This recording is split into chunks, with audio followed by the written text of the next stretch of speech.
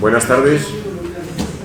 Vamos a dar inicio a este nuevo ciclo de conferencias del RIDEA, en este caso con un tema central que yo creo que es esencial para todos los obetenses, ¿no?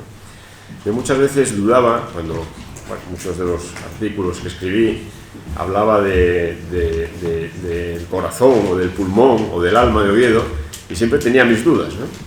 El alma quizá fuera la catedral, Agustín, ¿verdad? O las Pelayas, siempre dudaba. El corazón casi me mezclaba ahí, tenía mis serias dudas siempre si poner el corazón o el alma al Campo San Francisco o el pulmón al Campo San Francisco y el pulmón al Naranco. Hay una simbiosis entre varios elementos que yo creo que definen perfectamente la esencia de Oviedo, ¿no?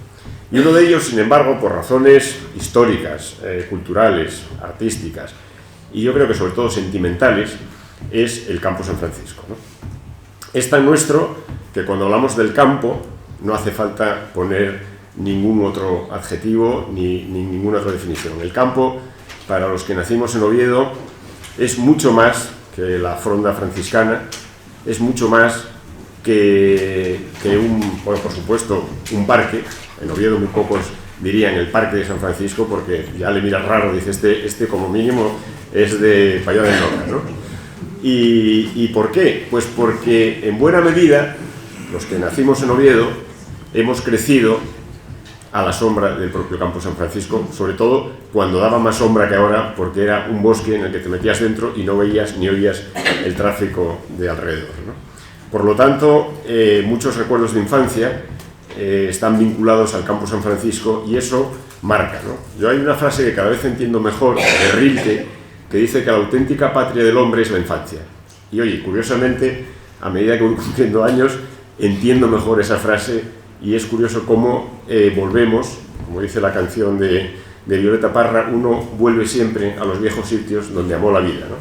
Y uno de esos sitios, pues evidentemente, son los escenarios de infancia y en mi caso, un escenario de infancia está muy vinculado al Campo San Francisco, ¿no? A la Osa Petra, a los domingos ir a comprar arroz para dárselo a las palomas, a las galletas de barquillos para la pobre Osa Petra, que no sé cómo acabó diabética, en fin, de eso hablaremos también más adelante, ¿no? Pero hoy iniciamos con una parte también que es fundamental, que es el aspecto botánico del Campo San Francisco, ¿no? Y para ello, pues, ¿quién mejor que Tomás Emilio Díez, ¿no? Yo creo que definir a Tomás es complejo, o narrar su currículum no es complejo, es fácil, pero es extenso, porque tiene una trayectoria profesional absolutamente extensa y exitosa, ¿no? Es de Luarca, o sea que sus infancias en el campo no las tiene, pero el catedrático emérito honorífico de Botánica de la Universidad de Oviedo desde 2019 y anteriormente catedrático de las universidades de Málaga, León y Santiago de Compostela y de Oviedo. Decano de las facultades de Biología de las universidades de Oviedo y León. Fue director de los departamentos de Biología de Organismos y Sistemas de la Universidad de Oviedo y de Botánica de la Universidad de León y vicedecano de las facultades de Biología de las universidades de Oviedo y León. Sus líneas de investigación se centraron fundamentalmente en el estudio de la vegetación, la fitosociología, ciencia de la que fue presidente durante más de una década de la Asociación Española de Fitosociología y vicepresidente de la Federación Internacional de Fitosociología y actualmente secretario de la Sociedad Española de Geobotánica. Su principal, bueno, pues ha colaborado en la elaboración de muchos trabajos, enumerarlos todos daría para restar tiempo y yo concluiría diciendo, bueno, pues sobre todo en unos donde ya coincidimos y nos ilustró para alguna cosa, como es el Plan de Acción contra el Pulmero de la Pampa en el Principado de Asturias, financiado por el Gobierno de Asturias, es miembro del Comité Científico para la Caracterización del azabache, hace poco tuvimos aquí, también en el RIDEA, miembro de numerosos comités editoriales de revistas científicas, en fin. Pero esto yo creo que cualquiera lo puede ver en Google y además Tomás en esta casa es más que conocido. Pero hay algo que no está en su currículum y yo quiero destacar hoy. Tomás es una persona magnífica y no es por falsa adulación. Yo le conocí hace unos años cuando era presidente de una jovencísima asociación que se llamaba Manos por el Naranco, y desde el primer momento encontramos en él no solo una acogida cordial, sino toda una disponibilidad y interés y colaboración para desasnar aquellos pues aficionados que pretendíamos defender un poco el naranco, ¿no? Desde el primer momento se ofreció, tuvimos 2 ciclos de conferencias aquí en el RIDE hace unos años ya sobre el naranco, y eso, cuando te acercas a alguien desde una posición pues tan modesta como era la nuestra, y sientes esa acogida, incluso te abren las puertas de esta casa para que el naranco pudiera tener un ciclo aquí, eso no se olvida. Entonces, aparte de todos los méritos científicos y profesionales, yo creo que lo que honra a Tomás es siempre su disposición, su bonomía, su generosidad, y eso yo hoy quiero agradecérselo públicamente, y bueno, pues también la posibilidad que también acogió este ciclo cuando se lo sugerí ya hace unos años, porque después, por distintas causas que no vienen al caso, pues lo tuvimos que ir retrasando. Así que, Tomás, muchas gracias por abrirme esta vuestra casa, por darnos la oportunidad de mirar hacia ese epicentro urbano que es el Campo San Francisco, sea cual pulmón, corazón o lo que queráis, cada uno que sea lo que quiera, pero que tan vinculado está a generaciones de ovetenses, porque tú puedes encontrar, ayer estuve con una señora que tenía 90 y pico años, y me hablaba del campo, ¿no?, de su infancia en el campo, pero es que los que vivíamos en los barrios, como yo, que venía del barrio de Vallovín, también el campo era nuestro campo. Entonces creo que es una oportunidad magnífica. Esta es la primera de 4 o de 5, no me acuerdo, 5, para acabar con una. Después vendrá el desarrollo geográfico y histórico del campo. Hablaremos también de recuerdos, precisamente una que nos hará José Galán sobre recuerdos de infancia y una mirada más sentimental, ¿no? Tenemos también una parte del campo como escenario de obras de arte, es muy centrado en la obra de Antonio Suárez, y una que tengo el honor de tejer, que es sobre la historia del campo en fotos antiguas. Por lo tanto, contamos con vuestra presencia, os agradecemos también esta numerosa presencia en la charla de hoy, que seguro disfrutaremos, sobre la botánica del Campo de San Francisco. Así que cuando quieras. Bueno, en primer lugar, pues Carlos, muchísimas gracias por tus palabras. Me he quedado casi, me salían los colores ya de oírte, evidentemente. Y eso que no leí ni la mitad, ¿eh? No leí ni la mitad, pero además es que tú hablaste del Campo de San Francisco, y para mí el Campo de San Francisco desde mi infancia también era mi campo, ¿no? Yo vivía en San Lázaro y veníamos aquí al Campo de San Francisco a ver primero a Perico y luego a Petra. Sí. Acordaros de estos dos, ¿no? Perico ya no lo conocí. Pues Perico lo podéis ver. Perico y Petra están disecados en la Facultad de Biología de la Universidad de Oviedo. Y yo tengo disecados los 2 ejemplares de osos que había en el Campo de San Francisco, que no queda ni la jaula. Bueno, dicho eso, en primer lugar agradecer a todos ustedes su presencia. Espero que les sea agradable la estancia aquí, y vamos a comenzar a hablar un poco sobre los aspectos de la flora de este Campo de San Francisco. La flora del Campo de San Francisco la estudié hace ya muchísimos años, cuando la Asociación de la Naturaleza Asturiana, ANA, pues me pidió que les ayudase a hacer el primer bosquejo del catálogo del Jardín Botánico, en este caso del Campo de San Francisco, ¿no? Y allí lo empezamos en la década de los 70, ¿no? Pero el último, llamemos volumen, donde se compendia todo lo que es sobre la flora y diversidad de esta flora que hay en el Campo de San Francisco, fue publicado en el año 2020, hace poco, en el Boletín de Ciencia y Tecnología del RIDEA, y que firmamos, entre otros, aparte de los que les habla, pues María Los Ángeles Fernández Casado, mi compañera y colega de la Universidad de Oviedo, y también Beatriz, que había realizado la tesina, o el trabajo fin de grado, en este caso, sobre la flora del Campo de San Francisco, y yo, lógicamente, le dirigí el trabajo. Ahí ven la primera portada de esta obra, que se puede consultar, lógicamente, en la página web del RIDEA. Se puede consultar todo el contenido del mismo, que tiene muchísimas páginas, ¿no?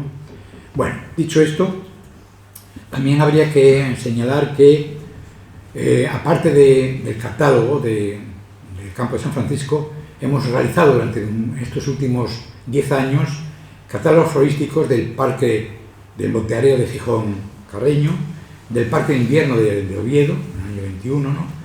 De los Jardines de Guatemala o Villa Tarsila de Luarca, en el año 22, del Parque de la Vida de la Mata, en Valdés, en el año 22 también, y el Bosque Jardín de la Fuente Basia, que hace muy poco tiempo hemos inaugurado y hemos hecho la presentación de este catálogo, ¿no?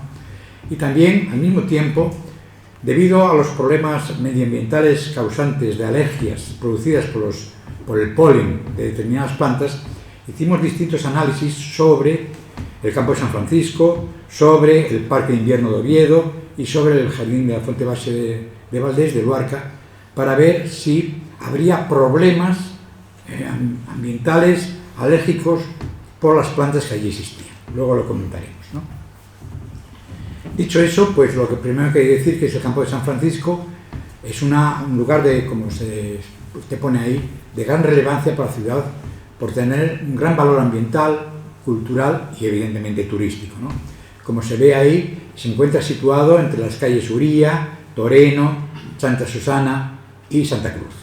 Esas son las áreas que delimitan el campo de San Francisco, y luego tiene dos ejes fundamentales que son la avenida de Alemania, que conecta lógicamente en ángulo pues lo que es la calle de Santa Susana con la calle Uría, igual que la avenida de Alemania, que también es más o menos para el anterior y que conecta estas dos zonas. Luego hay una diversificación de zonas. Para el estudio que hicimos en su momento de este parque, de este campo de San Francisco, establecimos 186 parcelas de distintos tamaños. Ahí está, en este mapa que ven ustedes, están representadas las distintas parcelas, algunas de tamaño descomunal, otras muy pequeñitas, que son alcorques de árboles, ¿no? Pero en total son 186 parcelas que tuvimos que analizar. En las 186 parcelas identificamos 360 taxones distintos. Estoy hablando de especies, subespecies y variedades, ¿no? Ese fue en el año 1981. Posteriormente, debido a problemas, lógicamente, de conservación, se eliminaron bastantes ejemplares y ahora en la actualidad quedan 320 taxones, en este caso, de los cuales 81 son árboles, otros 81 son arbustos y 158 son plantas herbáceas, hierbas, por decirlo de alguna manera, ¿no? Lo que componen el contenido de este lugar, ¿no? En cuanto al número de ejemplares de árboles y arbustos que existen en el campo de San Francisco, el número total a fecha de 2020 eran 3.868 ejemplares, de los cuales 964 son árboles y 2.882 arbustos. Es decir, que tiene un considerable número de ejemplares arbóreos y arbustivos el campo de San Francisco. Ahí vemos en esta gráfica el número de ejemplares de cada especie arbórea. Hay 4 fundamentalmente que son los que representan la mayor cantidad y que también son significativos, como luego veremos, en cuanto al origen, la estructura de este campo de San Francisco. El primero de ellos, como se ve ahí, con un elevadísimo número de ejemplares, es el castaño de Indias, que hablaremos luego de él, de la Sculus hipocastanum o castaño de Indias. Luego le sigue a continuación el plátano de jardín, Platanus orientalis, variedad acerifolia, y ya bastante alejados en cuanto al número de ejemplares, pues ya tenemos el plágano, Pseudoplátanos, que es autóctono, y por último pues podemos añadir los tilos, ¿no? La tilia, en este caso tilia tomentosa, que antes de ayer, mejor dicho, se taló un ejemplar en la esquina noreste del campo de San Francisco, porque estaba la zona central de ese tronco estaba absolutamente podrida, ¿no? Y tenía un problema de riesgo de caída y se fue talado, ¿no? Pero bueno, como veis ahí, el número de ejemplares son muy significativos. Esto en cuanto a árboles, luego hay todos ellos, ¿no? Pero yo llamaré la atención a estos nombres de estos árboles y luego hablaremos del origen de estos árboles y del conjunto de los árboles y arbustos del campo de San Francisco, ¿no? En arbustos también hay numerosos arbustos, evidentemente, como hemos dicho, es decir, 2.882 ejemplares de arbustos. Y lo más significativo es que hay un ejemplar, hay un arbusto que es el que aparece a lo largo de todo el campo, que es el que está allí señalado y que es ni más ni menos que el aligustre japonés, Ligustrum ovalifolium o Ligustrum japonicum, ¿no? Este arbusto de hojas perennes y de flores agrupadas en inflorescencias más o menos piramidales y terminales forma parte de la gran parte de los setos que hay en el campo de San Francisco. Y como su nombre indica, en su nombre vulgar, aligustre japonés, pues tiene su origen, lógicamente, en el Japón, ¿no? Bien. Hablando de los árboles, ya hemos dicho los cuales son los 4 más abundantes. Y voy a centrarme ahora de esos 4 más abundantes en uno de ellos, en el segundo más abundante, que es el plátano de paseo. Plátanos orientales, variedad cercifolia. Lo pongo al lado de la cartografía del campo de San Francisco, donde se indica la abundancia de árboles monumentales, es decir, los de que tienen gran tamaño. Con los colores rojizos, rojos intensos, indica el mayor número de ejemplares altos que hay, mientras que los colores verdes indican en el mapa que hay árboles de tamaños más pequeños, ¿no? Entonces hay una zona ahí clarísimamente donde se encuentran la mayor parte de árboles más elevados que existen. Y el árbol más alto que existe en el campo de San Francisco es ni más ni menos un plátano de paseo. Plátanos orientales, variedad acerifolia, que como ven ahí es muy típico, muy fácil de reconocer por sus hojas, que son lobuladas y acabadas más o menos cada lóbulo en punta, y además cuando florece y fructifica, las inflorescencias son una especie de globos, que se ven ahí perfectamente en la fotografía, más o menos pedunculados, que cuando caen al suelo se desparraman todos y se abran completamente, formando, separándose los frutos y las semillas, ¿no? Este plátano también se reconoce sin flores, y se reconoce por la corteza, porque es el único árbol que tiene esa corteza con esas manchas, esos trozos de manchas de colores amarillentos, blanquecinos, rojizos a veces, verduzcos, ¿no? Es muy fácil de reconocer por sus troncos este plátano de paseo, ¿no? El plátano de paseo, que como ya diremos más adelante, lógicamente, y su epíteto específico oriental lo indica, es de Asia Menor, fundamentalmente, no es de estos territorios.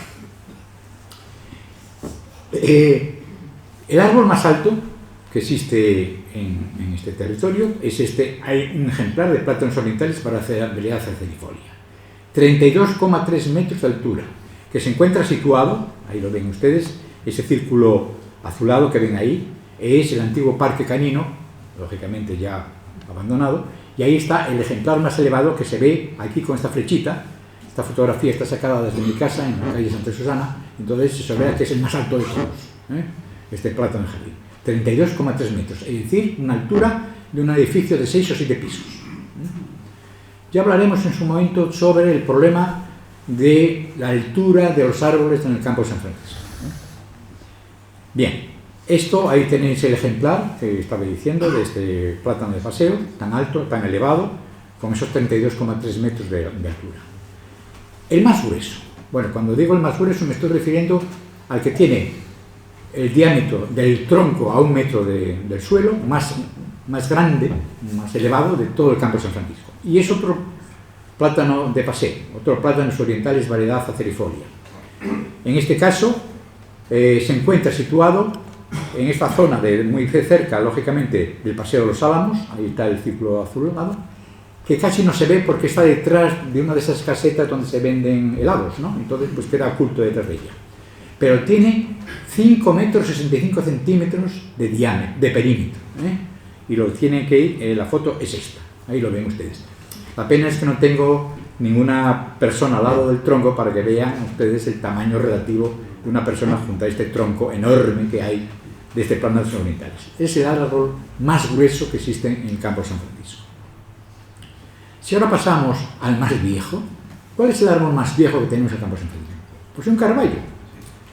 Carballo, que es Quercus roble común, que tiene, y lo hemos contabilizado, más de 250 años, con 12,4 metros de altura y 260 centímetros de perímetro en el tronco, ¿no? A 1 metro del suelo, ¿no? Y que está situado en este punto que ven aquí con este círculo azul, que está muy cerca del kiosco de la música. Ese es el árbol más viejo que hay. Posiblemente son los restos del bosque que estaba en esta zona del campo de San Francisco.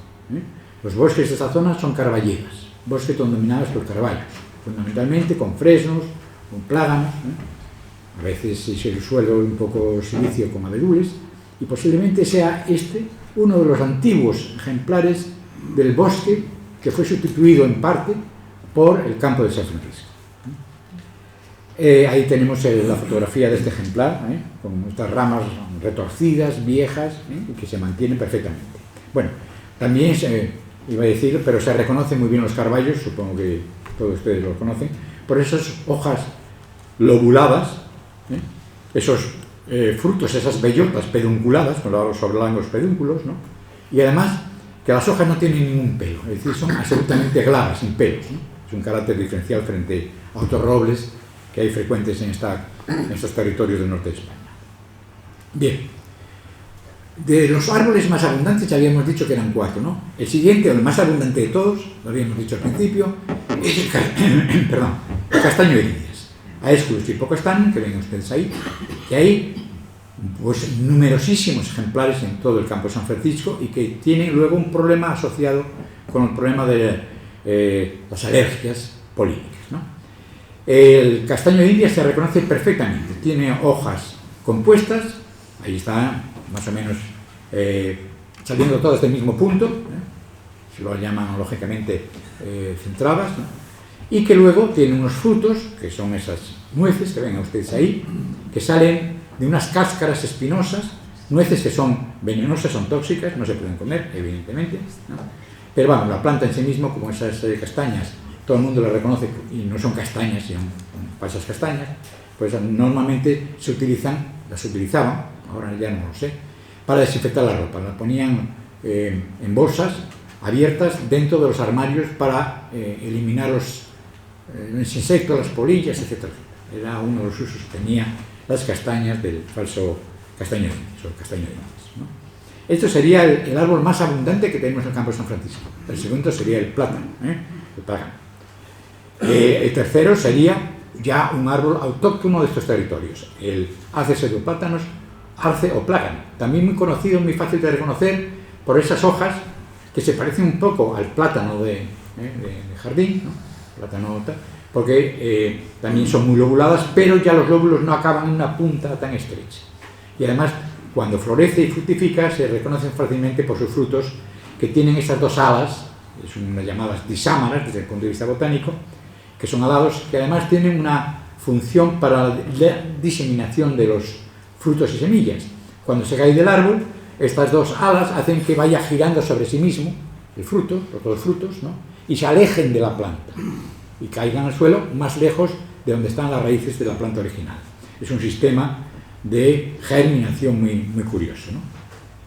Bien, el otro que es muy abundante y que ya hemos comentado antes era el tirio plateado, la tilia tomentosa, que es muy fácil de reconocer, fundamentalmente porque tiene hojas enteras, terminadas un poco en punta, como se ven ahí, y además por la cara superior son verdes, intensamente verdes porque no tienen pelos, mientras por la cara inferior son blancas, porque están cubiertas de un pelo sedoso, blanquecino y muy pegado a la superficie de la hoja, con lo cual le da un aspecto brillante, tomentoso. Por eso lo llaman la tilia argentea, ¿no? Tilia brillante que cuando le da el sol y muevense las hojas se ve muy fácilmente. ¿Dónde tenemos esta tilia tomentosa en el campo? Muy abundante. Pues en el paseo paralelo que sube por la calle Toreno y también, lógicamente, en el paseo próximo a la calle Santo Serrano. Ahí, en esas dos zonas, las filas de tilia tomentosa son muy abundantes, sobre todo en la zona de Toreno, ¿no? Están muy próximos unos a otros. También en este caso, otro de los árboles muy abundantes es el laurel cerezo.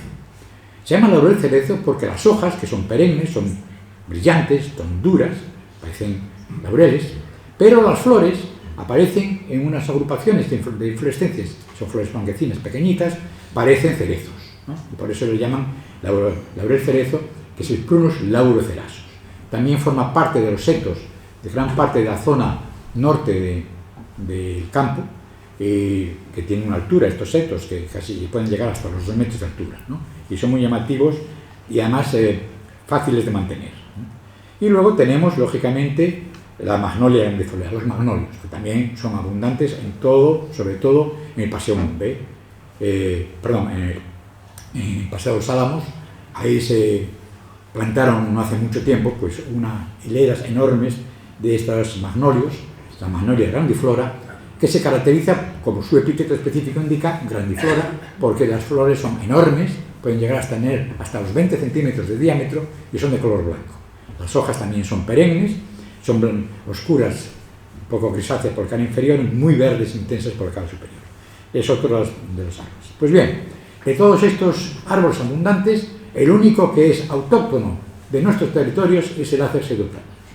Tener en cuenta esta idea porque esto hablaremos del tema un poco más adelante. Bien, hablando de la densidad de estos árboles, hemos hecho ahí esos 4 mapas en los cuales el primero es señalado, el primero es el de Aesculus hippocastano, el castaño de Indias, donde nos indica la abundancia de árboles en cada una de las parcelas. Los colores rojos indican muy abundante, los colores amarillentos menos abundantes, y luego cuando ya están de color verde es que no hay ningún árbol de ese tipo. Con lo cual, nada más ver estos mapas, podemos concluir rápidamente que el castaño de Indias es el árbol más abundante con las parcelas que hay en el campo de San Francisco. Luego viene, lógicamente, el siguiente, que es el Platanus orientalis, variedad cerifolia, como se ve aquí en el segundo, que es muy abundante. En algunos casos, pues hay muchos ejemplares en cada parcela. Y luego ya, a medida que esto nos alejamos, pues vemos que, por ejemplo, hay algunos, por ejemplo, el Acer pseudoplátanos es frecuente, sobre todo en la parte de la zona de Santa Susana. Las tilos están, sobre todo, en este borde de Toreno, y ya, pues más alejados de ellos, pues Magnolia grandiflora, que ahora están fundamentalmente en el Paseo de los Álamos, donde hay mayor número de ellos, fundamentalmente. Bien, dicho eso, también el resultado de todo esto era evaluar el origen del campo de San Francisco. Siempre se ha pensado que la vegetación que hay actualmente en el campo de San Francisco era el residuo, lo que quedaba, del bosque, el antiguo bosque que había en esa zona, que era una carballera. Pues bien, el análisis que hemos hecho nosotros hasta el momento es que el 41% de los árboles y arbustos y plantas que hay en el campo de San Francisco son autóctonas, y el resto, cerca del 60%, son alóctonas, es decir, exóticas, procedentes, por lo tanto, de territorios que biogeográficamente y bioclimáticamente son distintos al nuestro. Eso significa que se han cultivado.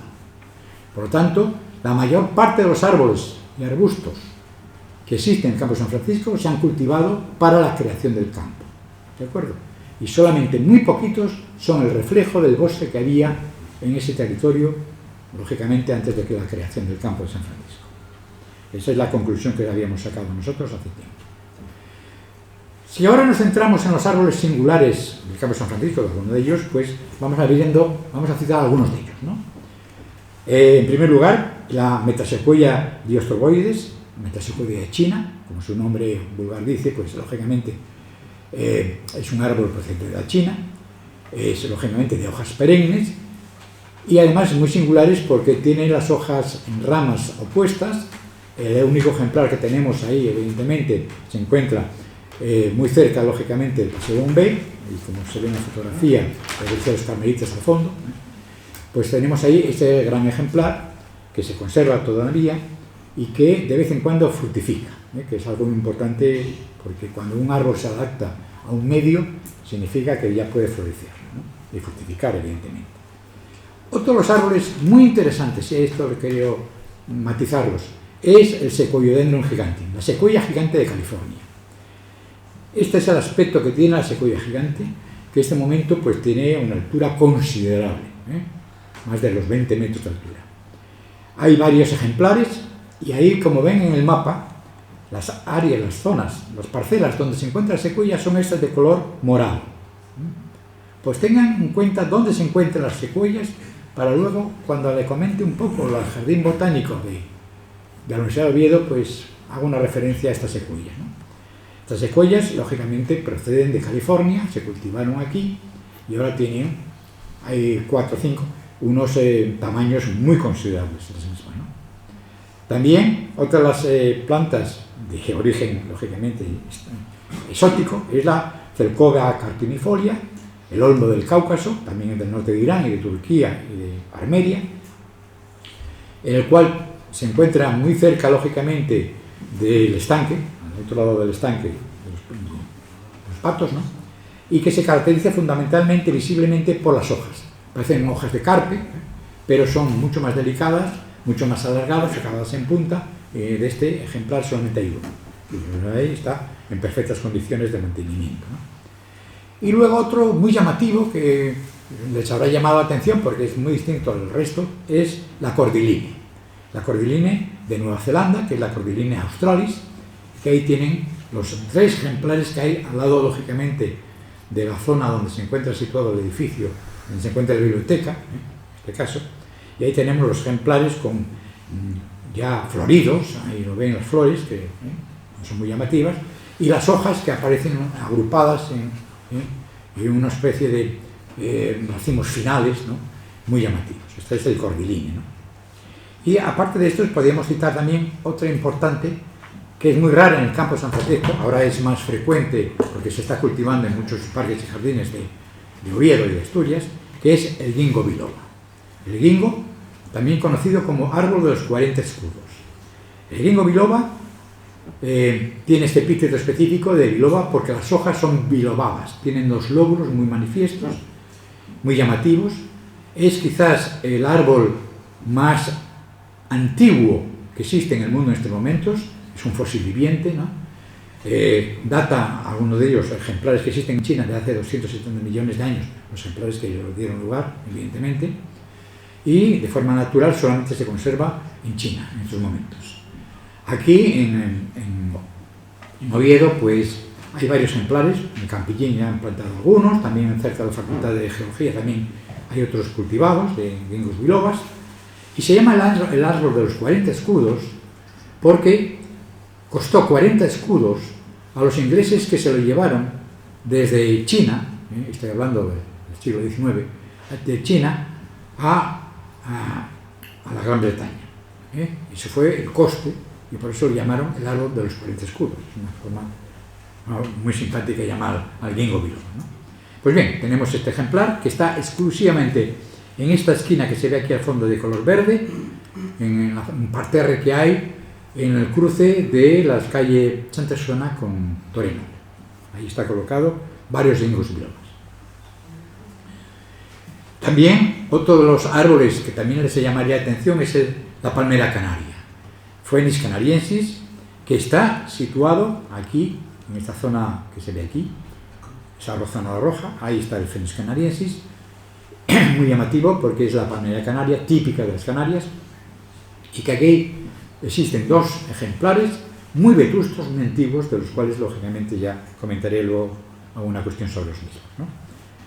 También el llamado palmito o palmera enana, que es una planta que es exclusiva, endémica de la península ibérica y de las Islas Baleares, y que la podemos encontrar de forma silvestre cuando vayamos por Andalucía, sobre todo por la zona de Almería, también en Murcia, podemos ver las zonas semidesérticas a veces, esta palmera enana, que no alcanza el 1 metro de altura, pero que cuando se cultiva, pues ya tiene los tamaños que tenemos aquí en nuestras palmeras, Cámaros humiles, nuestras palmeras, entre comillas, enanas, ¿no?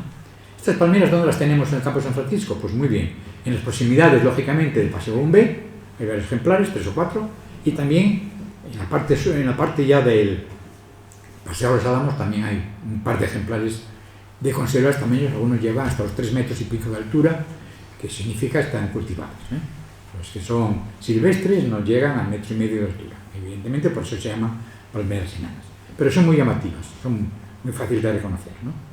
Aquí están sus inflorescencias, que aquí florecen perfectamente, se les ve muy bien, son amarillas y se ven a larga distancia, y es una especie autóctona de estos territorios.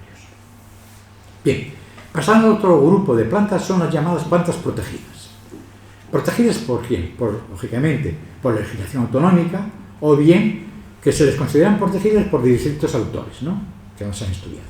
Bien, he puesto en el mapa del campo de San Francisco las áreas donde hay especies protegidas, plantas protegidas, que son esas parcelas de color azulado, ¿no? Y ahí están, pues, algunas de las plantas protegidas que voy a mencionar algunas, no todas, sino algunas de ellas. Entre ellas, en primer lugar, el acebo, Iles aquifolium, o acebo común, que tengo ahí representado, evidentemente, es un cultivar. El acebo, Iles aquifolium, cultivar Aureomarginata, porque en el campo San Francisco, excepto algún ejemplar que es típico, es decir, de hojas totalmente verdes y espinosas, pues la mayoría son cultivares. Uno de ellos son los de margen de las hojas amarillentas, cultivar Aureomarginata, y otros son los que tienen los márgenes de las hojas blanquecinos, que es el Albo marginata, ¿no? Son cultivares. Pero todos ellos están protegidos por la legislación autonómica, evidentemente. Otro de los protegidos por la legislación autonómica y autóctono de estos territorios es el llamado el rusco, o carpio, ¿no? Ruscus acoriatus. El Ruscus acoriatus es una planta muy llamativa, ¿no? ¿Dónde vive? De forma natural. Pues vive fundamentalmente en nuestros encinares y en algunos casos en algunas carballedas secas, pero sobre todo encinares y carrascales. Es muy característica, y se puede ver en el campo San Francisco perfectamente, porque hay varias rodales de este rusco. Tiene las hojas duras. Lo primero que son esto que ven aquí, parecen hojas duras, que no son hojas duras, son tallos aplastados con aspecto de hoja. Porque las hojas son unas brácteas que están aquí en las axilas de estas ramas aplastadas. ¿Y por qué sabemos que son ramas? Porque sobre las mismas crecen las flores. Aquí ven las flores creciendo sobre estas ramas aplastadas, que luego estas flores, una vez polinizadas y fecundadas, pues se transforman en estos frutos muy llamativos, rojizos, que es lo que más visible tienen y más visible se ven de estos ruscos o carpios. También se encuentran protegidas lógicamente, por autonomía. También hay algún helecho en nuestro campo de San Francisco que se encuentra también protegido. En este caso es la Boswellia radicans. La Boswellia radicans, ahí ven, lógicamente, son un helecho tropical, que luego se extendió posteriormente durante el terciario a todo el territorio, la gran parte de Europa, y que nos ha quedado en la cornisa cantábrica, y que de forma natural lo podemos encontrar en los ríos, muchos de los ríos que van a dar el mar, ríos cortos, de nuestra cornisa cantábrica. En Asturias, pues muy frecuente, se puede ver perfectamente, por ejemplo, en el Valle del Esba, es frecuentísimo la abundancia de esta Boswellia radicans, también muy frecuente en la zona de Villaviciosa, etc. Y aquí en el campo de San Francisco, pues se han cultivado algunos ejemplares en las proximidades, lógicamente, de lo que es el kiosco de la música, ¿no? En esos dos laterales del kiosco de la música, ahí están plantados Boswellia radicans. Muy características porque, como se ve aquí, en la cara inferior de las frondes se encuentran los esporangios reunidos en soros alargados a lo largo de los nervios medios, que es el carácter diferencial que se ve a simple vista para identificar la Boswellia radicans, ¿no? Y por lo tanto está protegido. El que está, digamos, protegido por algunos autores es la Mahonia aquifolia, ¿no? Protegida, indicada como invasora. Esta planta es invasora señalada por distintos autores. Aquí en el campo de San Francisco lo pueden ver ahora mismo. Ahora está en flor, y verán ahí estos ejemplares, en flor, y esto sería el fruto. La Mahonia aquifolia se caracteriza fundamentalmente porque tiene unas hojas compuestas rígidas, duras y espinosas que parecen las hojitas de un acebo. Flores amarillas en grandes espigas, y también cuando está en fruto, pues tiene unas bayas azuladas que forman esos racimos colgantes que se ven perfectamente. ¿Dónde podemos ver algún ejemplar de esto? Pues evidentemente está ahora en flor en la parte entre el Paseo de los Curas y el Bombay. En esa zona hay varios ejemplares ahora en flor con esas flores. Y también, lógicamente, en el paseo próximo a la parte de la Cayuría, en esas zonas también hay algún ejemplar de esta Mahonia aquifolia, que repito, es considerada invasora por algunos autores, pero yo, que he seguido aquí, he visto que nunca las semillas, los frutos que han caído, dan nuevos ejemplares en el campo de San Francisco. Por lo tanto, en este caso, pues no se le puede considerar como tal. Pero bueno. Otra de las plantas invasoras, y que esta sí que es invasora, es la Pittosporum tobira. Es un arbusto que forma setos aquí. Muy frecuentemente lo vemos, por ejemplo, en la calle en Santa Susana. Hay algunos setos con esta Pittosporum tobira, y sí que en algunas partes del norte de España se está comportando como un invasor peligrosísimo, sobre todo en las zonas costeras, ¿eh? Por eso hay que tenerlo en cuenta. O bien, en este caso, ya no nos quedan muchos ejemplares, la Robinia pseudoacacia.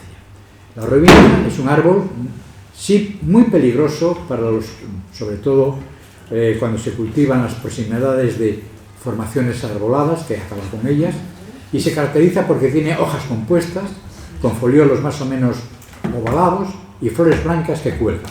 Aquí hay muy pocos ejemplares en Campo San Francisco, pero hay alguno todavía. ¿No? Y luego, otro apartado de plantas son las tóxicas.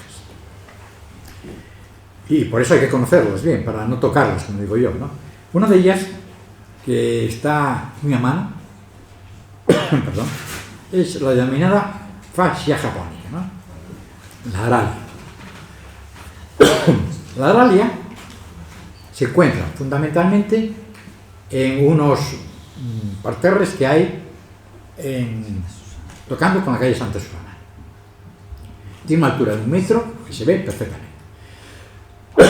Es una planta tóxica, solamente al tocarla, no al frotarla, por lo tanto sería conveniente verla y no tocarla. Otra importante planta tóxica que ha sido recientemente incluida en el Campo San Francisco es el Levorus orientalis, que ven ahí las flores, son muy bonitas, ahora está en flor. Flores que pueden ser rosadas, que pueden ser rojizas, que se encuentran en parterres también entre el Paseo de los Curas y lo que es, lógicamente, el gran paseo de la parte alta del campo, y que en algunos casos, como se ve aquí en esta flor pequeña que he puesto al lado, está llena de pulgones, porque los pulgones se alimentan, ¿no?, de lo que van sacando del extracto de esta planta, ¿no? Pero no hay muchos ejemplares tampoco, ¿eh?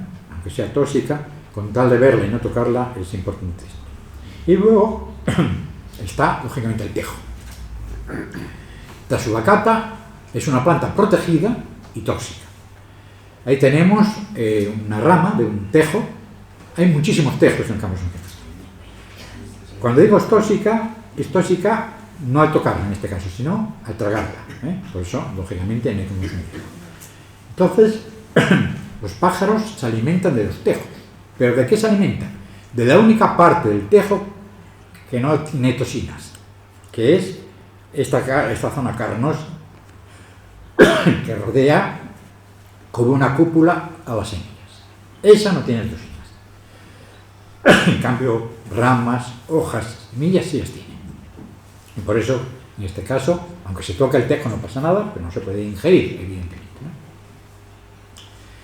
¿no? Otro aspecto importante desde el punto de vista sanitario es el problema de las alergias, ¿no? En todas estas formaciones forestales, el polen de distintos árboles, como estamos juntos todos, pueden ser causantes de alergias respiratorias en niños y en gente adulta, ¿no?, según los datos de Cardiñanos del año 2016 que lo ha hecho, ¿no? Entonces, este Cardiñanos elaboró, muy bien hecho, un índice potencial de la alergenicidad de las áreas verdes urbanas. Y en ese trabajo hizo un trabajo para casi todos los parques y jardines de España, ¿no?, que ahora comentaremos. Por esa razón, a la vista de los resultados que estaba dando para el campo de San Francisco de Oviedo, hicimos nuestro análisis, que fue publicado, como ven ahí, en el año 2019, en el boletín 54 del RIDEA, ¿no?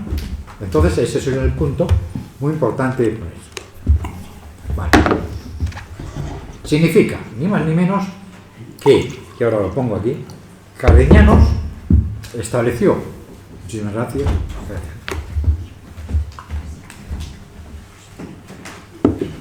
Este está muy bien, refrescar. Muy bien. Gracias, Miguel Ángel. Cariñanos en el año 1916 publicó un trabajo en el cual, en el resumen, me llamó la atención porque daba una gráfica del índice de alergenidad potencial de los parques españoles, todos los que había analizado, como veía ahí, analizó los de Salamanca, Huesca, Pamplona, Zaragoza, etcétera, etcétera, etcétera, Oviedo, y el único que ha analizado era el Campo San Francisco, a mi entender, porque ese era el único que era visible. Y entonces le daba, en Oviedo, un índice de alergenicidad potencial de 0,3, que está en el límite donde causa alergias, ¿no?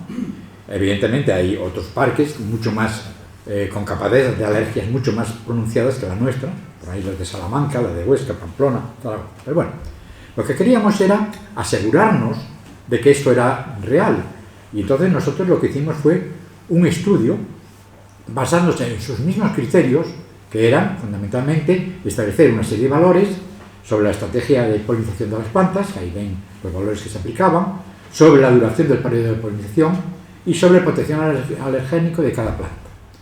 Esos son los criterios que utilizó y fueron los criterios que nosotros utilizamos en el campo de San Francisco. Resultados, según nuestros datos. Nuestros datos por parcelas dieron que, como ven a ustedes ahí, solamente había 3 parcelas, o existen 3 parcelas en el campo de San Francisco, cuyos valores del índice de alergenicidad son superiores a 0,3. Superiores a 0,3. El resto de parcelas, de esas 199 que hemos comentado, son por debajo de 0,3, por lo tanto, no hay problemas de alergenicidad en el campo de San Francisco. Ahora bien, ¿dónde están esas 3 parcelas que ahí están señaladas? Hay que indicarlas, evidentemente. Pues mirarlas ahí. Son las 3 parcelas que están en rojo. Unos en la esquina que hay de la calle Santa Cruz con Uría, donde está el kiosco, y luego en el otro extremo superior, en la esquina de Toreno con Santa Solana. En esas 2 parcelas los índices son superiores al 0,3, ligeramente superiores. Pero el resto del campo de San Francisco de Oviedo, como se ve ahí en la gráfica, tiene valores bajos o muy bajos de índice de alergenicidad, que son los colores, lo que está en verde intenso es 0. Verde clarito, un poquito, está sobre el 1. Cuando está de color amarillo pálido, pues evidentemente ya sube por debajo del 0,3. Y por encima del 0,3 un poquito, esos 3 parcelas que ven ahí. ¿Por qué? Porque en esas 3 parcelas, ya comentaremos, ahí están ubicados la mayoría de los castaños de Indias aglomerados. Con lo cual, ese es un problema que luego comentaré. ¿De acuerdo?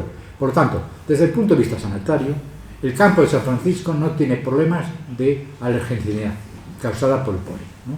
Es un dato muy importante tener en cuenta, ¿no? Y así lo hemos reseñado. Entonces, utilizando la misma gráfica que Cardiñanos había hecho, hemos situado ahora dónde estaría colocado el campo de San Francisco de Oviedo, como ve, mucho más a la derecha, en esa zona de bandas verdes que están muy por debajo, lógicamente, del 0,3. La media del campo de San Francisco es 0,15 sobre 0,3. Por lo tanto, los valores son ínfimos. No hay problema en este aspecto para el campo de San Francisco. ¿Cuáles son los árboles que son los mayores causantes de estos índices de alergenicidad? Pues fundamentalmente el castaño de Indias, como siempre. El castaño de Indias es el causante del 60% de los problemas de alergenicidad que hay en todo el territorio. El 60% de nuestro campo de San Francisco, ¿no? Luego, otros árboles que pueden causar alergias son el acer pseudoplátanos, plátanos orientales y algunas gramíneas como la poal, ¿no? Pero claro, esos son gramíneas que están en todos los sitios. Pero bueno, eso significa ni más ni menos que el Scullus hipocastano no es un árbol que deberíamos tener muy en cuenta para mantenerlo siempre ahí, ¿eh? Bien, y ya para terminar voy a hacer un especie de repaso sobre un poco la historia, que me afecta a mí, que es el Jardín Botánico de Alonso de Oviedo. El Jardín Botánico de Alonso de Oviedo, que ya no existe porque desapareció en el año 1871, fue creado el 13 de mayo de 1846. El rector de la Universidad de Oviedo, en aquel momento Pablo Matavigil, solicitó al Ayuntamiento de Oviedo que le cedieran los terrenos que estaban situados en la huerta posterior del convento de los franciscanos, que en aquel momento, en el año 1846, era Hospital General ya, y que en la actualidad ese terreno es lo que ocupa la Diputación Provincial de Urgell, donde está, lógicamente, la Junta Provincial y el Gobierno. Esa es la zona donde estaba antes, ni más ni menos, el convento de los franciscanos, ¿no? Pues bien, la Universidad de Oviedo le cedió ese terreno para hacer el jardín botánico, pero bajo unas condiciones económicas que luego comentaremos rápidamente. Pues bien, la comisión rectoral, el 15 de octubre del 46, de 1846, nombró como director, ya el primer director del jardín botánico, a don León Salmeán y Mandallo, que tiene ahí pues el retrato del mismo, que desapareció durante lógicamente los acontecimientos del año 34 en Oviedo, donde gran parte de la Universidad de Oviedo fue deshecha, un edificio antiguo, ¿no?, durante ese periodo, y ahí desaparecieron muchísimos cuadros, entre ellos este de León Salmeán Mendaño, que es lo que nos queda solamente una copia del mismo. Pues bien, este fue el primer director del Jardín Botánico de la Universidad de Oviedo, y era catedrático de física de la Facultad de Filosofía. Entonces la gente dice, ¿pero cómo podía ser un catedrático de física en la Facultad de Filosofía? Es que en esos tiempos no había Facultad de Ciencias en la Universidad de Oviedo. Entonces, todos los profesores estaban asignados a facultades, en este caso las más próximas eran la de Filosofía, la de física, la cátedra de física, ¿no? Entonces, bueno, por esa razón parece una incongruencia que sea un catedrático de física de la Facultad de Filosofía director de un jardín botánico. Bueno, no había otra cosa. Posteriormente fueron nombrados durante estos años Ildefonso Zufía, Amalio Maestre y luego dos botánicos de reconocido prestigio porque han dejado mucho trabajo hecho sobre Asturias: Pascual Pastor López y Luis Pérez Mínguez. Estos fueron dos botánicos reconocidos que intentaron conservar y mantener el jardín botánico, que ahora ya comentaremos que no fue posible. Bueno, todos estos datos los pueden consultar en un trabajo que hice sobre las enseñanzas científicas de la Universidad de Oviedo, que lo publiqué en el año 2008 y que está colgado en la página web de la Universidad de Oviedo. Bien, dicho eso, indicar también que ¿dónde estaba situado este jardín botánico? Pues ahí, como lo ven, estaba situado sobre la calle Marqués de Santa Cruz,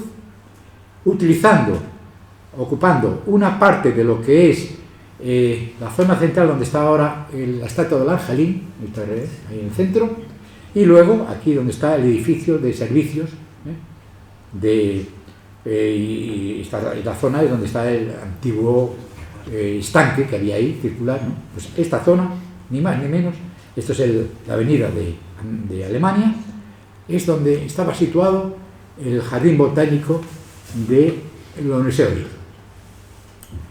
En el año 1857 ya este jardín botánico contaba con 525 especies vegetales que pertenecían a 65 familias botánicas y que ya los dos últimos directores los estaban manteniendo. Por lo tanto, teniendo en cuenta la posición de este jardín botánico y algunos árboles que son muy viejos en la actualidad, podemos asegurar que muchos de los cedros que hay en esta zona, sobre todo cedros de Odara, las secuoyas gigantes que hay en la actualidad y las palmeras canarias que hay todavía, que se conservan, son los restos de aquel jardín botánico en el Oviedo. Lo único que se conserva, el resto ha desaparecido totalmente porque del catálogo que había, yo lo he comprobado, no queda nada, salvo esas tres que yo supongo son lo que perduran, ¿no? Pues bien, ahí tenemos el plano jardín que hicieron unos alumnos de la Universidad de Oviedo en su momento, ¿no? Plano jardín que se ve perfectamente las distintas zonas que contenía, un semillero de árboles y herbáceas, una sección de plantas de adornos que estaba en la parte inferior, las escuelas botánicas donde se plantaban para ver cómo germinaban, ¿no? La escuela práctica de agricultura donde se cultivaban plantas para ver los procesos de germinación y luego la venta de las mismas para los cultivares, ¿no? El invernadero, que estaba protegido, y había incluso un observatorio meteorológico que estaba colocado en esta zona, aproximadamente, que luego se trasladó lógicamente al edificio de la Universidad antiguo, el edificio que estaba ahí, el observatorio meteorológico. Estas eran las áreas que ocupaba el Jardín Botánico de Oviedo. Y dicho eso, pues ya para finalizar, pues digamos el final de este jardín. ¿Cómo llegó a desaparecer? ¿Cómo se desapareció el jardín botánico? Pues en 1871 el Ayuntamiento de Oviedo decide derribar la tapia que separaba, esta es la tapia que ven aquí, estaba a lo largo de la avenida de Alemania, había una tapia que separaba lo que era el jardín botánico del resto del parque de San Francisco, Campo San Francisco, que se estaba haciendo, ¿no? ¿Por qué se derribó la tapia? Porque la Universidad de Oviedo no disponía de los dineros suficientes para pagar, lógicamente, el mantenimiento de todo el jardín, y entonces en ese momento se derribó la tapia y el jardín botánico se incorporó automáticamente al Campo de San Francisco. A partir de ahí, pues ya la Universidad de Oviedo ya dejó de atenderlo y fueron desapareciendo los árboles, arbustos y hierbas que había ahí, fueron revegetándose de otros sistemas, y repito, lo que nos queda de ello, pues yo supongo que son esas palmeras canarias, esas 3 secuoyas gigantes y algunos enormes cedros que todavía se pueden consultar. Y con esto, pues finalizo mi intervención. Quedo a la espera de si hay alguna pregunta o alguna cuestión que quieran conocer. Muchísimas gracias.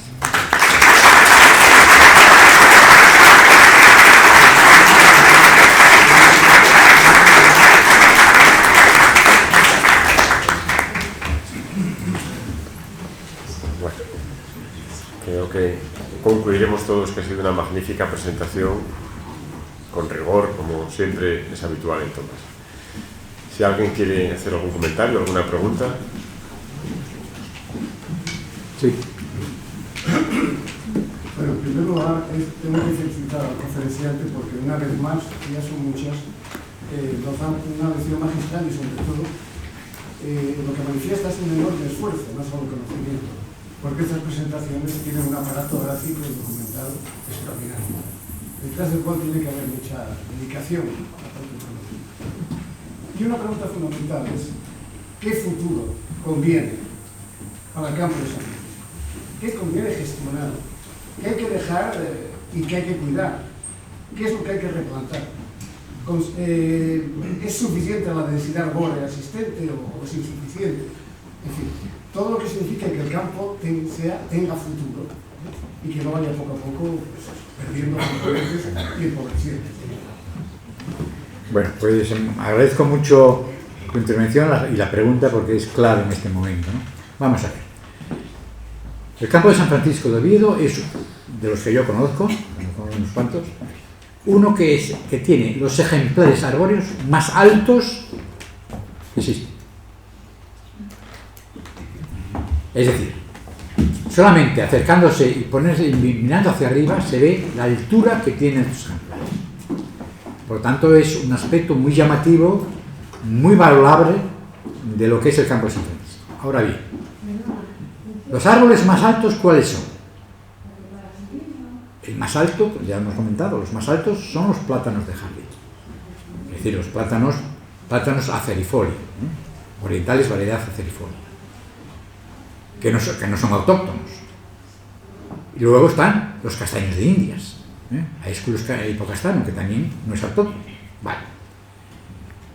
Pero el problema que yo veo para la conservación del Campo de San Francisco y para que no se pierdan los elementos arbóreos es que lo primero que debe hacerse es los árboles elevados de plátano, de estos plátanos, tendrían que ser podados a distinta altura.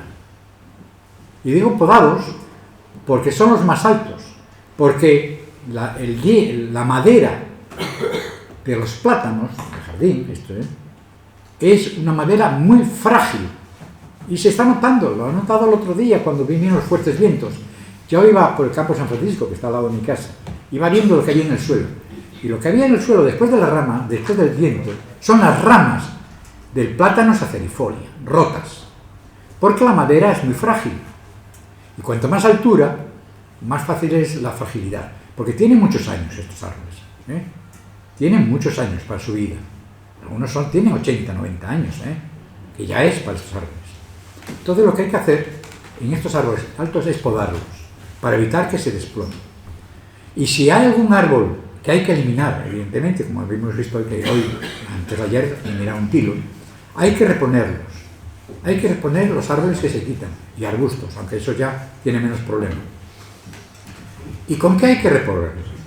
Evidentemente, pongamos árboles autóctonos, que tenemos cantidad. Carballos, fresnos, arces, pláganos, todos son autóctonos. Abedules, pongamos estos. Con lo cual, vamos a dar un carácter más natural a nuestro campo de San Francisco. Como es, a lo mejor es el que tenía en su momento, cuando esto era un bosque, una carballera. Volvamos a ir recuperando lentamente el origen de nuestro campo de San Francisco. Yo creo que esa es la solución inicial que tener en cuenta. Primero la poda, ver los que están. También evidentemente, ya hay que tenerlo claro, he visto que en el Ayuntamiento de Oviedo han hecho una revisión de los árboles y han talado algunos, como el que han talado, y había gente que pasaba yo por allí y decía, no sé por qué se talan estos árboles. Es que yo he visto y tengo las fotografías de la tala, y la parte central de ese tilo que han talado el otro día estaba podrida. Un tilo que medía 12 metros de altura, que si cae, va a caer contra la calle Santa Susana, contra el parque. Entonces eso hay que tener muy en cuenta. Y hay una serie de árboles que ya están clasificados, que hay que podarlos o talarlos en algunos casos. Y hay que hacerlo para evitar problemas mayores. Pero la mayoría de estos árboles, como los plátanos, estos plátanos de sombra, pues hay que talarlos arriba, porque el problema mayor, repito, es la madera de estos plátanos es muy frágil. En cambio, la madera de carballo, la madera de fresno, la madera son flexibles, no tienen muchos problemas porque son autóctonos y aguantan lo que sea. Pero todos los que no ven ahí son dos: los castaños de Indias, primero los plátanos de sombra y los castaños de Indias. Son los que hay que observarlos y podarlos. Tiene muchísima altura. Este parque tiene unos árboles muy altos. Por lo tanto, yo creo que esa es la solución que hay que buscar. No sé si te he contestado, pero bueno. Y no haría falta también una repoblación. Vamos a ver. Y yo veo que desde estos últimos años, o muchos años, no se hace. Sí, vamos a ver. Las repoblaciones, hay que tener en cuenta dos aspectos para la repoblación. Primero, hay que repoblar en aquellas áreas en las cuales falten árboles y que no provoquen mucha sombra, porque evidentemente necesitamos plantas herbáceas, y si hay sombra no tenemos herbáceas, y entonces hay que hacer un equilibrio entre árboles, arbustos y hierbas. No se puede hacer un bosque cerrado, porque evidentemente el bosque cerrado será un bosque autóctono, una carballera. Entonces sí, hay solamente carballos, castaños y abedules cuando el sustrato sea pobre, y no hay otra cosa. Entonces hay que tener en cuenta eso, es decir, hay que hacer un equilibrio para que haya una cantidad de árboles, que tiene que haberlos evidentemente como los hay ahora, arbustos medios y herbáceas. Las herbáceas evidentemente si tienen sombra no salen. Es lo que está pasando con muchas de las gramíneas actuales, que la mayoría son del género Poa y necesitan una cierta luz. Y cuando habrán visto ustedes cómo hay áreas del campo debajo de árboles que están sin hierba, porque están a la sombra. Y entonces hay que meter gramíneas de sombra, y todas ya no son autóctonas. Volvemos a lo mismo. Entonces hay que hacer un equilibrio y buscar cara en futuro el que las plantas que se introduzcan sean autóctonas.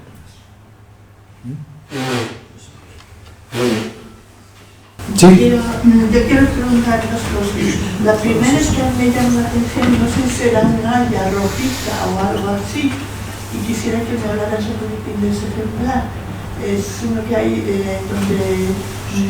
por la calle Uría, y eso. Y luego la segunda, no sé si tiene que ver con esto o no, pero se dijo que en su día que iban a hacer un jardín botánico en Oviedo, y yo fui un día a uno que me dijeron que era... El bosque del fulminato. no sé cómo se llama, pero estaba cerca de la ruta por ahí, frente al tiene. Sí, bueno, sobre la primera pregunta, un árbol rojizo, dice, de hojas rojas. Sí. Rojizo, no. Es un prunus, ¿eh? Es un prunus, ¿eh? Las hayas, que se tornan un poco, no rojizas, ¿verdad? Están en la zona central, están al lado del arco de San Francisco, ahí están todas las hayas colocaditas, y están cultivadas, no son no la forma del bosque, aunque Fagus sylvatica es un árbol autóctono, fueron cultivadas. Una cayó en otro y también... Sí, cayó. Enorme. Sí, le pegaron, estaba mal. Y la segunda pregunta, vamos a ver. El Ayuntamiento de Oviedo, y es que estoy un poco implicado en el tema, quiere hacer, actualmente ya, un jardín botánico en el bosque del Fulminato de la Manjoya. Para ello estamos haciendo el catálogo florístico para ver qué valor tiene esa zona. Realmente es muy llamativa. Es un bosque, de ahí viene el matiz. Mientras que estos parques y jardines, el 40% son autóctonas, en el bosque del Fulminato el 85% son autóctonas. Es decir, hay carballos, hay fresnos, es decir, montones, abedules, montones de plantas, árboles autóctonos, y introducidos casi ninguno, muy poquitos. Entonces estamos evaluando para el ayuntamiento, como nos pidieron, si eso tiene el futuro de ser un jardín botánico. Vamos a ver. Eso de jardín botánico hay que ponerlo entre comillas. Un jardín botánico, lo primero que hay que tener en cuenta. Bueno, yo ya fui director del Jardín Botánico de Gijón. Es no solamente un centro de exposición de árboles, arbustos y hierbas, sino un centro de investigación. Y eso es lo que tiene el Jardín Botánico de Gijón. Unas aulas donde se investiga, donde se identifica, donde se trabaja, donde se preparan cultivos. Y lo que aquí se pretende no es eso, es solamente un jardín de exposición. Entonces, yo no lo llamaría nunca jardín botánico. Es una cosa que no... Lo quieren llamar, bueno, otra cosa, bosque del Fulminato. Me parece muy bien, porque realmente es un bosque. Gran parte de esa zona. Ocupa gran parte de los terrenos que eran donde estaba la fábrica de explosivos de la Manjoya, que quedan unos restos muy bonitos y tal.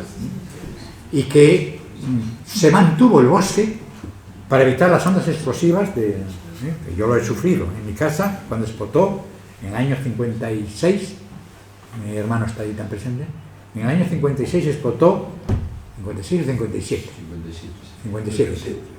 Explotó la Manjoya, una parte de la Manjoya, y yo estaba en mi casa de San Lázaro, estaba mi tía sentada, es que me acuerdo perfectamente, en la cocina, sentada enfrente de una ventana que estaba abierta, medio abierta. Hubo una explosión, y se abrió la ventana, le dio en la cabeza y lo tiró al suelo. Esa es la imagen que tengo de la explosión de la Manjoya, ¿no? Y estaba, fíjate, de San Lázaro la distancia que hay, ¿no? Pues el efecto de la explosión fue tremendo. Entonces ahí, pues, mantuvieron muchos árboles para los efectos de las explosiones. Y creo que era lógico. Y ahora se ve claramente que se han mantenido muy bien. Hay unos árboles, vamos a ver. Tengo una fotografía que vamos a publicar aquí en el Boletín de Ciencia y Tecnología de RIDEA, una fotografía de una secuoya sempervirens que tiene un perímetro de 8 metros y medio. 8 metros y medio. Vamos, es algo increíble. Y como es, hay montones de árboles. Significa que, bueno, tiene una antigüedad tremenda. Y que merece la pena, vamos a ver, primero, ya sabes que ahora quieren que la Manjoya se tal, bueno, entonces uno de los lugares emblemáticos que quieren conservar es esa zona. Vamos a ver a qué acaba, pero es lo que hay.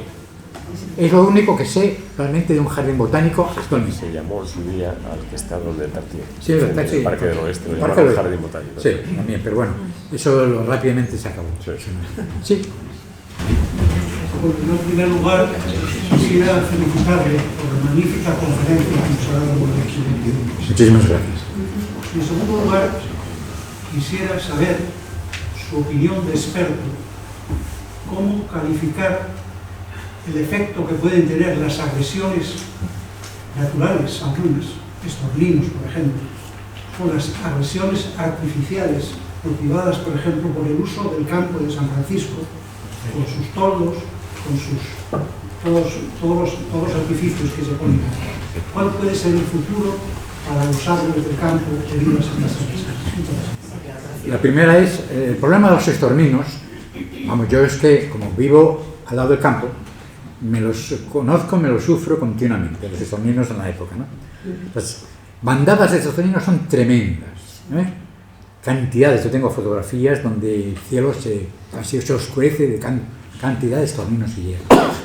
Y luego tiene un problema que no solamente es el ruido que hacen y la cámara, es las deyecciones que dejan en el suelo. ¿Eh?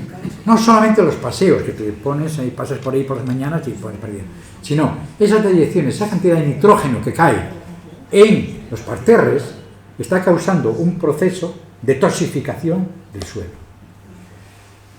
Hace años, no sé si fue hace 2 años, me acuerdo que había unas personas que se dedicaban con focos a eliminar los estorninos, ¿eh? Y este año creo que también lo están haciendo. Y es fundamental, por lo menos que cuando lleguen no estén mucho tiempo en los árboles. Y es la única forma, porque otro sistema para eliminar los estorninos no hay, porque cada vez con este cambio climático tendremos mayor cantidad de estorninos en nuestros territorios, cada vez más. Entonces hay que ir pensando algún sistema para controlarlos, ¿eh? Para que estén poco tiempo en esas zonas, porque solamente vienen al anochecer, ¿eh? Luego ya se marchan por la mañana. Y luego la otra pregunta era sobre... Sí, las ferias. Vamos, la feria en el campo, ¿qué efecto tiene? Bueno, yo lo he seguido durante mucho tiempo, sobre todo el pisoteo. Porque con las instalaciones, cuando se ponen sobre, lógicamente, la parte, llamemos, hormigonada, pues tiene poco efecto. Pero la gente pisa los prados. Pasa o se asienta, que también es muy... Hay una tradición de un día al año, pues sentarse ahí a comer. Bueno, un día vale. Pero es que durante esas fiestas la gente atraviesa todos los campos, todos los parterres, todo, sin ningún problema. Y eso habría que controlarlo. Hay que evitar el pisoteo continuo. Ya es bastante el pisoteo que hacemos con nuestros perros, ¿eh? Y yo soy el primero que lo hace. Pero bueno, hay que tenerlo en cuenta. Sí. Bueno, yo también quería felicitarte, Tomás, por la charla que nos acabas de dar, por tu sabiduría, de la que me he beneficiado ya desde la facultad cuando eras un profesor mío. Y quería preguntarte por un tema que has impulsado tú y que ahora yo no sé en qué situación está, que es el uso y disfrute del campo como aula didáctica para el conocimiento de los paseantes, incluso de los alumnos de los colegios, que debería de ser una visita obligatoria, ¿no? Yo recuerdo, y te lo conté alguna vez, porque influiste mucho en la afición de mi hijo a la botánica cuando empezaba a leer y empezó a comprar libros de botánica. Iba al campo de San Francisco y me decían las especies y sacaba fotografías de todo eso. ¿En qué situación está esa función didáctica o de museo botánico del parque? Es una función fundamental, pero que solamente se respeta aquello que se conoce. Entonces, si los niños comienzan a conocer la diversidad que tenemos en el campo, sea de plantas autóctonas o autóctonas, me da igual, entonces va a respetarlas.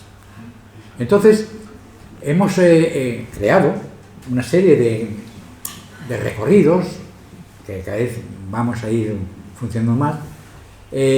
Estaba previsto que había colegios que querían hacer esta misma circuitos, pero claro, el problema está en que el profesorado no estaba muy por el conocimiento de la flora. ¿Entendéis cómo es el problema, no?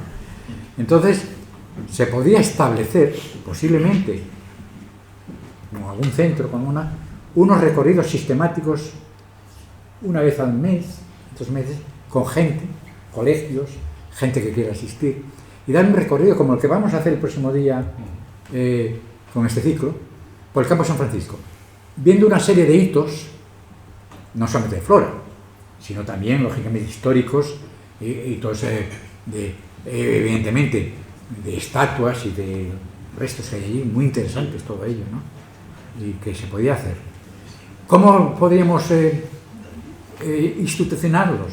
Bueno, pues a través de los colegios, y el RIDEA podría servir también como punto de partida para la elaboración de todo esto. Podría ser perfectamente, se puede plantear, ¿eh? Yo estoy por la labor de hacerlo, evidentemente. Crear las rutas en el campo de San Francisco. ¿Se va a recuperar la rotulación de las diferentes especies? No, yo creo que la rotulación no se va a aumentar más de la que hay. Por una razón muy sencilla, ¿eh? Esa rotulación yo participé, se quería rotular todo, entonces era llegar allí y ver rotulinos por todos lados. Y eso no es serio, eso no es así. Solamente rotulamos, pusimos rótulos, a aquellos ejemplares más significativos, más llamativos. Punto. Porque si no era un bosque de rótulos, lo que se pretendía hacer. Y eso no me parece lógico. No se van a poner más rótulos. Pero sí se va a llevar la guía. Esa guía, sacada desde el boletín, se puede hacer una guía perfectamente. Y además es una guía que puede estar colgada en la página web para ver foto, planta, con móvil. Se puede hacer perfectamente. Y eso lo podemos hacer para las guías de recorrido. Es una idea. La última pregunta que teníamos aquí de antes. Sí. A ver qué le parece a usted. El campo de San Francisco se ha convertido en una especie de cajón desastre donde cabe de todo. Con las ferias, con eso. Eso va en detrimento, por ejemplo, de los árboles, se cuelgan cosas, eso que es tremendo cuando pasas por allá. Independientemente de que las personas no respeten y pisen el césped y todo eso. Y una de las genialidades también que se ha escuchado últimamente, o hace poco, es que se quiere, donde está el Pavo Real, ese edificio, hacer un restaurante que quiere ser el más importante de todo el norte. Yo creo que se valora mucho, se valora muy poco, se mima y no se quiere nada un campo de San Francisco que es nuestro reflejo, nuestro corazón, nuestro alma, muestra lo que somos los y las obetenses. ¿No está usted de acuerdo con que es tremendo? Lo que hay que está cuidar, ese paseo de los Álamos, que vamos, Dios mío. Hay que cuidar, hay que restaurar el paseo de los Álamos, eso por supuesto. No se puede permitir que se cuelguen de los árboles cableados, ni aparatos, ni nada. Este año ya se eliminaron, muchos de ellos, pero los ponían. Eso está claro. Y no se puede permitir que se transforme esa zona en un restaurante cuando lo mejor era dejarlo como estaba inicialmente. Una zona abierta donde la gente, ¿te acuerdas? Cuando yo ahí patinaba, en esa zona. Era un sitio maravilloso. Y había un servicio. No había servicio. ¿Dónde está el servicio ahora? ¿Os acordáis? Debajo del kiosco. Claro. Exactamente. Yo creo que lo que hay que intentar es convencer a las autoridades para que no hagan el desastre que podría ser ahí, meter de nuevo otro restaurante.